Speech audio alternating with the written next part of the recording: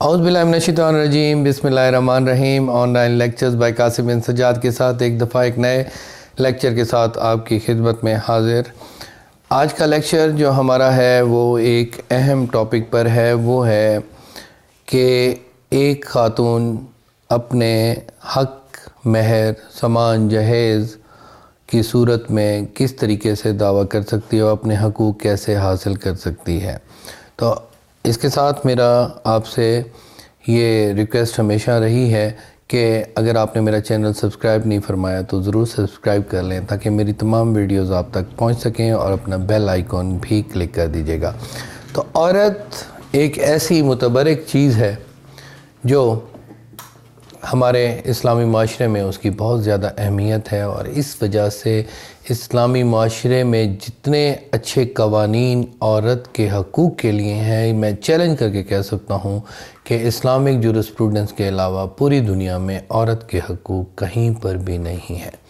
تو اس وجہ سے ڈسپیوٹ ہونا کوئی بہت بڑا مسئلہ نہیں، میاں اور بیوی کے درمیان جو ہے ڈسپیوٹس ہوتے ہیں اور ہوتے رہیں گے۔ تو اس وجہ سے عورت کے حقوق سمجھنا بہت ضروری ہے، اور سامان، جہیز اور حق مہر کس طریقے سے حاصل کیا جا سکتا ہے، اور خرچہ نان نفقہ کس طرح حاصل کیا جا سکتا ہے۔ خرچہ نان نفقہ کو جس طرح آپ بہتر جانتے ہیں، سوٹ فار مینٹیننس کہتے ہیں، سوٹ فار اس میں حق مہر کے لیے سوٹ فار ڈاور ہوتا ہے، اور ڈوری آرٹیکلز کے لیے سامان جہیز کا دعویٰ ہوتا ہے۔ تو یہ دعوے تین خاص طور پر یوزول پریکٹس میں یہ عام طور پر خواتین کی طرف سے ان کے شوہر کے خلاف، یا اگر اس کے کسی بندے نے کوئی خاص نکاح کی صورت میں، کوئی حق مہر کی صورت میں کسی چیز کو دینے کا لکھا ہوا ہے، تو وہ اس کی جیسے سسر ہوتے ہیں، فادر ان لا ہوتے ہیں، ان کے خلاف بھی دعویٰ ہو سکتا ہے۔ تو آپ کے لیے یہ بات بھی اہم ہے کہ دعویٰ خاوند کے علاوہ حق مہر کا کسی اور شخص کے خلاف ہو سکتا ہے جس نے نکاح میں حق مہر جو ہے ڈیفر ڈاور کی صورت میں، پرومپٹ ڈاور کی صورت میں، کس صورت میں اگر کہا ہوا ہے تو وہ اس کے خلاف دعویٰ فیملی سوٹ میں کیا جا سکتا ہے۔ یہ بات اب تک تو کلیئر ہو چکی ہے، بعد کی امینڈمنٹس کا نہیں پتہ، کیونکہ پہلے کبھی امینڈمنٹس ہوئی تھیں کہ خانہ نمبر 14 اور 15 جو نکاح نامہ پاکستان میں رائج ہے، اس کے مطابق جو ہے وہ دعوے ہو سکتے ہیں۔ 16، 17، 18، 19، 20 جو باقی ہیں اس کی صورت میں نہیں ہو سکتا، لیکن اب یہ کلیئرنس آ گئی کہ حق مہر یا سامان جہیز یا کسی صورت میں نکاح نامہ میں جو باتیں لکھی ہوئی ہیں وہ فیملی سوٹ میں کی جا سکتی ہیں۔ تو یہ تین دعوے ایک ساتھ بھی کیے جا سکتے ہیں، علیحدہ علیحدہ کرنا چاہیں وہ بھی ہے، لیکن آپ ایک ہی مسلم فیملی لا آرڈیننس کے تحت، اور یہ آپ اس میں دائر کر سکتے ہیں suit for maintenance, suit for maintenance, اور اس کے ساتھ سوٹ فار ڈوری آرٹیکلز اور سوٹ فار ڈاور، یہ تینوں دعوے ایک ساتھ آپ کیے جا سکتے ہیں۔ اور دعویٰ جب ایک دفعہ ڈگری ہو جائے تو اس کے انہانسمنٹ بھی کی جا سکتی ہے۔ مثال کے طور پر ایک سوال یہ پیدا ہوتا ہے کہ ایک خاتون نے دعویٰ دائر کیا ہے اپنے خرچے کا اور اپنے بچوں کا بھی کرنا ہے، تو بچوں کی طرف سے ماں اس کی گارڈین ہوتی ہے، تو باولیت اور اس کی گارڈین شپ کے تحت وہ دعویٰ بھی اس میں دائر کیا جا سکتا ہے۔ تو یہ دعویٰ دائر کس صورت میں مینٹیننس، اب جو اہم سوال ہے جس چیز کا جواب میں بہت آسانی سے اس ویڈیو کے تحت دینا چاہتا ہوں کہ حق مہر کس صورت میں ڈگری ہوتا ہے، مینٹیننس کس صورت میں ڈگری ہوتا ہے، اور ڈوری آرٹیکلز کس صورت میں ڈگری ہوتا ہے۔ یہ ہر گھر کا مسئلہ ہے، تو یہ ویڈیو ہر گھر کے لیے میں نے بنائی ہے۔ مینٹیننس اور نان نفقہ جو مانگا جاتا ہے خاتون کی طرف سے، اس کی ایلیگیشن اگر یہ ہے کہ اس جو ہے ہسبینڈ ہے وہ جان بوجھ کر مجھے نان نفقہ نہیں دیتا، اور نان نفقہ وہ دینے کا پابند ہے، اس میں تو کوئی شک نہیں ہے کہ نان نفقہ دینے کا وہ ہر صورت پابند ہے۔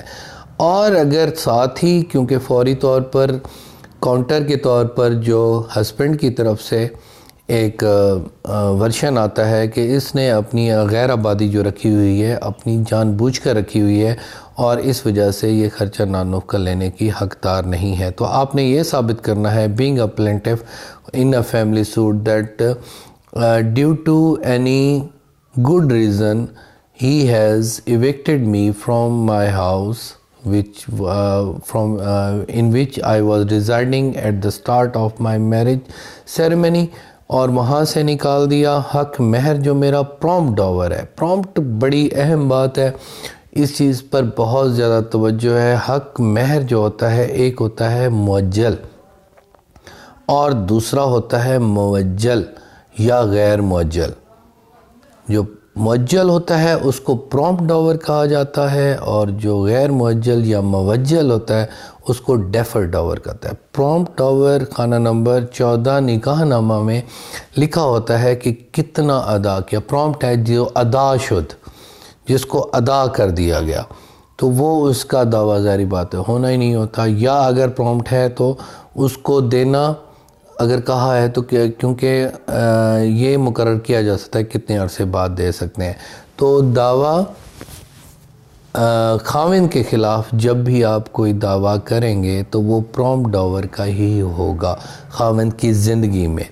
ڈیفر ڈاور خاوند کی زندگی میں صرف معجل یا غیر معجل جو ہوتا ہے وہ صرف اس وقت کیا جا سکتا ہے جب ڈیزولیوشن آف میرج, نکاح ختم, تنسیخ نکاح ہو چکا ہو.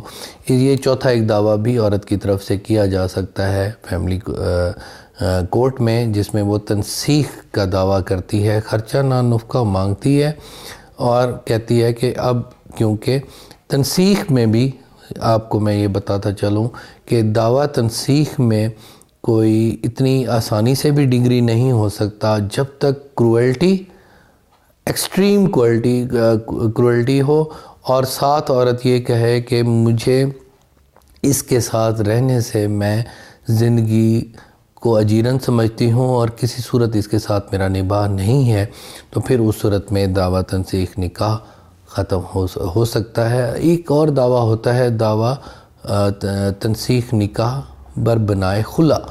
خلا کسی وقت بھی عورت اپنا حق مہر کچھ حد تک چھوڑ کر, یہ خواتین کے لیے بہت اہم ہے اور ان کے والدین کے لیے بھی اور لائرز کے لیے بھی, کہ اپنا حق مہر کچھ چھوڑ کر یا سارا چھوڑ کر, یہ مختلف امینڈمنٹس بھی آتی رہتی ہیں, تو وہ چھوڑ کر تنسیخ حاصل کر سکتی ہے.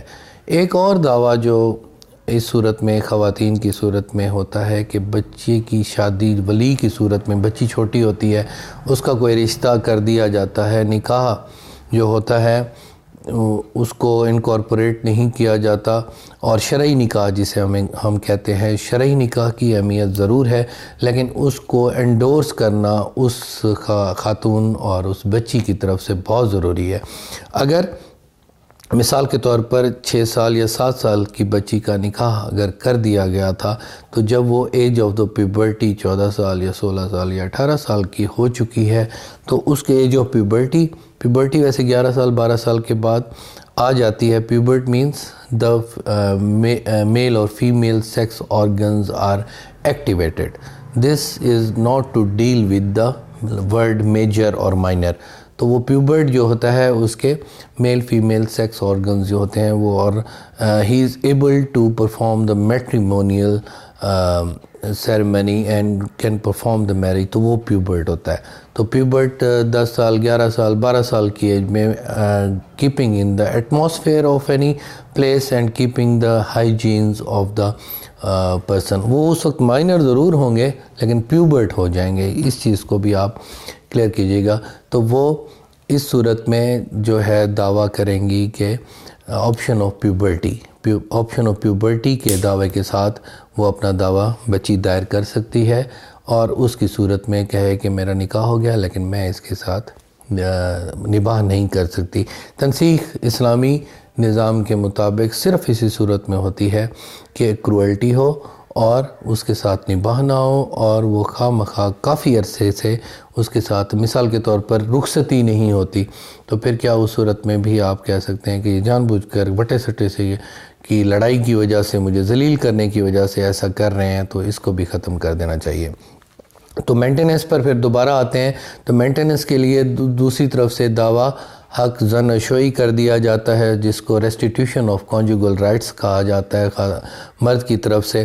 تو وہ بھی آپ اسی وقت بھی اپنے جواب دعویٰ میں بھی دیا جا سکتا ہے، علیحدہ دعویٰ بھی کیا جا سکتا ہے، اور کورٹ کو یہ اسرٹین کرنا ہوتا ہے کہ کیا یہ مینٹیننس جو ہے اس خاتون کا کرنا چاہیے ڈگری یا نہیں کرنا چاہیے۔ اب سوال یہ پیدا ہوتا ہے کہ کتنا ڈگری ہوتا ہے۔ It depends upon the financial position of the defendant. اگر مثال کے طور پر ایک شخص بالکل ہی بہت غریب ہے، مزدوری کرتا ہے، اور آپ it is the onus to be proved by the plaintiff that this person in the capacity of paying 10,000 rupees اور 1 لاکھ روپیز اور 10 لاکھ روپیز، 10 لاکھ روپے کا بھی آپ مطالبہ کر سکتے ہیں، جی ماہانہ 10 لاکھ روپیہ دے کہ میرے بچے ہیں، میرا سٹینڈرڈ آف لیونگ اتنا ہے، لیکن عام طور پہ ایسا نہیں ہوتا۔ جو عام یہاں پاکستان میں ابھی چل رہا ہے وہ 3,000 4,000 روپے چل رہا ہے، کیونکہ غریبوں کی طرف سے یہ کیس ہوتے ہیں اور سرکمسٹانسز ایسے ہوتے ہیں، لیکن کوئی بہت بڑا انٹرپرینیور ہو، کوئی بہت بڑا بزنس مین ہو، تو اس کی اگر انکم شو کی جائے کروڑوں روپے میں ہے، تو آپ کا سٹینڈرڈ آف لیونگ بھی وہ ہے، اور آپ کے بچے اگر بہت بڑے اسکول میں پڑھتے ہیں تو the person against whom case has been administered and he is bound to pay the same amount which the plaintiff is paying in the regard of the children. تو وہ اس صورت میں ڈگری ہو سکتا ہے، لیکن the main point to be emphasized is that the income of the defendant should be proved by the plaintiff. اس صورت میں وہ ڈگری کیا جا سکتا ہے۔ آگے آتا ہے سامان جہیز، ڈوری آرٹیکلز، جو عام طور پر ہمیشہ خواتین کو، اور ہمارے پاکستان میں اور ہمارے انڈیا میں، انڈو پاک سب کانٹیننٹ میں وہ ہمیشہ والدین دیتے ہیں، اور یہ ایڈمیٹڈ فیکٹ ہے۔ تو اس صورت میں آپ نے ڈوری آرٹیکلز جو لکھے ہوتے ہیں اس میں ویئر اینڈ ٹیئر کو بھی آخر میں دیکھا جاتا ہے۔ آپ نے 20 لاکھ کا دعویٰ کیا، 30 لاکھ کا دعویٰ کیا، اس کو ڈاکومنٹری اور oral evidence and cross examination میں آپ نے پروو کرنا ہے کہ واقعی یہ میں نے دیا تھا، اور انڈیپینڈنٹ وٹنس ساتھ آپ کا والد یا بچہ یا کوئی بھی ہو جس نے کہا کہ ہم نے یہاں سے خریدی۔ تو یہاں پر رسیدات بہت ضروری ہیں۔ اب جو امینڈمنٹ آ چکی ہے وہ رسیدات آپ نے دعویٰ کے دائرگی کے وقت ہی اٹیچ کرنی ہے، بعد میں نہیں لیتے۔ کچھ کورٹس لے لیتے ہیں، لیکن اگر کوئی سختی ہو جائے ہائی کورٹ میں، یہاں پر یہ پوائنٹ جب اپیلز میں بات جاتی ہے، یہ ریٹ پٹیشن میں جاتی ہے، تو بڑی اہم بات ہوتی ہے کہ آپ نے وہ دعویٰ وہاں پر پروو کرنے کے لیے وہ رسیدات آپ نے دینی ہے، اور اس کی صورت میں وہ ڈگری ہوگا۔ اگر آپ کی رسیدات نہیں ہیں تو پھر ویئر اینڈ ٹیئر۔ اب یہاں پر سامان جہیز میں سونے کے زیورات بھی عام طور پہ دیے جاتے ہیں، وہ جو فرنیچر اور الیکٹرانکس ہوتا ہے وہ تو ڈگری ہو جاتا ہے۔ عام طور پر جو کورٹ کے ورڈکٹس ہیں وہ یہ ہوتا ہے کہ normally the gold ornaments are in the possession of a woman, so if you are trying to get that possession from the plaintiff then it will be illegal، اور عام طور پہ وہ ڈگری نہیں ہوتے کیونکہ اس کو بڑا لائٹلی لیا جاتا ہے۔ لائٹلی اگر آپ یہ واقعی خامد نے اس کو بیچ دیا تھا یا کہیں رکھ دیا تھا تو اس کو آپ نے پروو کرنا ہے کہ واقعی یہ اس کے پاس تھے۔ تو اس میں دعویٰ سامان جہیز میں عام طور پر گولڈ آرنامنٹس جو ہیں وہ کم ہوتے ہیں، اور جو دوسری پارٹی ہوتی ہے وہ ایزیلی اس چیز کو یوز کر کے اپنے حق میں کرا لیتی ہے کہ چاہے ان کے پاس وہ گولڈ آرنامنٹس ہوں۔ Next is the main topic of the dowry. Dowry آپ کے ساتھ میں پہلے بھی ڈسکس کر چکا ہوں کہ ڈاور جو ہے حق مہر ہے، اور وہ مؤجل، موجل، ڈیفرڈ یا پرومپٹ کی صورت میں ہوتا ہے، اور اگر اس صورت میں اگر صحیح طریقے سے اس کو ڈیل نہیں کیا جائے گا تو وہ بھی ختم ہو سکتا ہے۔ اگر کوئی ڈیفر ڈاور کا دعویٰ کر دیتا ہے، وہاں پر لکھا ہوا ہے غیر مؤجل، اور ابھی شادی بھی انٹیکٹ ہے، اور وہ خاوند بھی زندہ ہے، اور ڈیزولیوشن آف میرج بھی نہیں ہوئی، تو پھر وہ ڈیفر ڈاور نہیں ہو سکتا۔ حق مہر کا انتقال کی آپ کو ایک بات بہت اہم بتاتا ہوں، وہ یہ ہے کہ نکاح نامے میں جو اندراج حق مہر کی صورت میں ہے وہ ایک قسم کا وہ ایک انتقال ہے۔ اگر اس کو لکھ دیا گیا ہے تو یہاں پہ یہ بھی اتھارٹیز ہیں کہ revenue authorities are bound to incorporate the any حق مہر as a prompt or deferred which has been pronounced by him to incorporate in the revenue record. وہاں اس پر کاشت بھی لگائی جا سکتی ہے کہ باحوالہ حق مہر کی بھی کاشت اس میں لگ سکتی ہے، لیکن عام طور پہ لگاتے نہیں ہیں. یہ آپ کی نالج کے لیے میں نے بتایا. تو حق مہر جو ہے اس میں لکھا جائے گا، اور اس کے بعد آپ کا جو دعویٰ ہوگا اگر اس میں یہ معجل یا موجل کی بات نہیں ہے تو وہ no one can stop that حق مہر. پہلے پرابلم ہوتے تھے کہ خانہ نمبر 16-17 میں وہ موجود ہوتے تھے، لیکن حق مہر کیا ہے؟ حق مہر یہ ہے، it is the type of consideration. A nikah is the civil contract, is the offer and acceptance and delivery of the possession of the body and in the shape of consideration. That is the consideration which has to be fulfilled by the defendant, groom.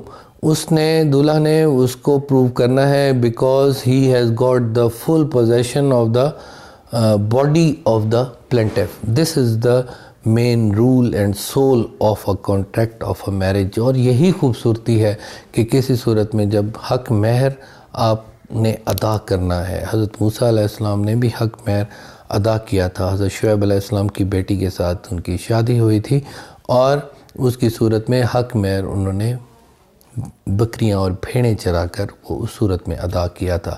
تو اسی صورت میں ہمارے پیارے آقا حضور محمد صلی اللہ علیہ وسلم نے اپنی پیاری بیٹی کے صورت میں بھی حق مہر مقرر ہوا تھا. ان کی شادی بھی اسی طریقے سے ہوئی تھی، اسلامی طریقے سے.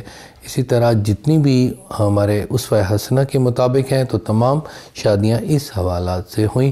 تو حق مہر کھانا بھی نہیں چاہیے. حق مہر اس عورت کا حق ہوتا ہے، وہ آپ کو اپنی زندگی، اپنا پیار، اپنی محبت، اپنا خلوص، اپنی لائف کی ہر چیز آپ کے حوالے کر کے جسم کے ساتھ آپ کے گھر میں آ جاتی ہے. اور پھر وہ کوئی بھیڑ بکری نہیں ہے کہ آپ اس کا حق نہ ادا کریں اور اسے عدالت میں آنا پڑے. لیکن اس کو مس یوز بھی کیا جاتا ہے، اور اکثر بیچارے جو لوگ ہوتے ہیں وہ جیل میں پڑے ہوتے ہیں اور وہ ادا بھی نہیں کر سکتے. تو it is a mutual bond between the parties and they should reconcile with each other. اور ریکنسیلیشن بھی کورٹ میں ہوتی ہے کہ جہاں آمنے سامنے کیا جاتا ہے. لیکن بہت بڑا ہمارا ڈیفیکٹو سسٹم ہے کہ اس میں جو شخص جس سوچ کر آتا ہے تو وہ بس وکیل کے کہنے پر بھی ہی عمل کرتا ہے، لیکن اور ان کے فیصلے نہیں ہو پاتے. اور ججی صاحبان بھی مجبور ہو جاتے ہیں جب وکلاء صاحبان کہتے ہیں کہ سر یہ ریکنسائل نہیں کرتی. تو یہ آپشن آف پیوبرٹی کا بھی میں آپ سے ڈسکس کر چکا ہوں کہ کس طریقے سے آپشن آف پیوبرٹی کو بھی آپ کر سکتے ہیں، دعویٰ تنسیخ نکاح بھی کر سکتے ہیں. اس میں کچھ اور بات بھی ہوتی ہے. اکثر جو ہوتے ہیں گفٹس وغیرہ آپس میں ایکسچینج کیے جا سکتے ہیں، تو وہ گفٹ جو ہے وہ حق مہر کی صورت میں ان کو کاؤنٹ نہیں کیا جاتا. تو لیکن وہ دعویٰ ضرور کیا جا سکتا ہے. محمدن لاء کے مطابق بیلی اور ان کے حوالے سے جو ہے کوئی شخص نے اگر کوئی گفٹس وغیرہ دیے ہیں تو اس کا بھی وہ دعویٰ کر سکتا ہے.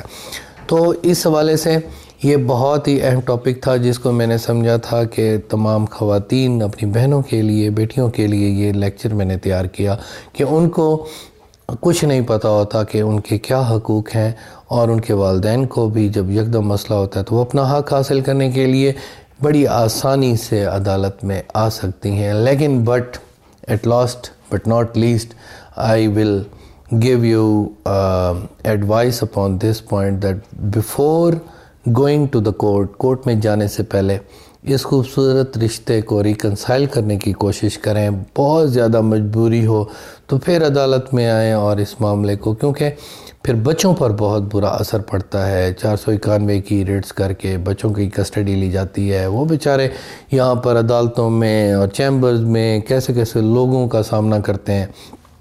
تو میرا لیکچر صرف قانون سمجھانا نہیں تھا، اصل میں ہمارے پیارے آقا نے ہمیں انسانیت سکھائی ہے، اخلاقیات سکھائی ہے. تو اخلاقیات کے حوالے سے میری یہ ریکویسٹ ہے کہ کوشش کریں معاملات کو حل کریں. اور اگر ایسے میرے دوست سن رہے ہیں جن کی بیویوں نے کیس کیے ہوئے ہیں تو تو وہ بھی آپ کوشش کریں کہ آپ کسی طریقے سے مسئلہ حل کر لیں. باقی یہ لیگل پوائنٹس تھے کہ کس طریقے سے کہاں کہاں تک آپ کا حق مل سکتا ہے وہ میں نے آپ کو بتا دیا.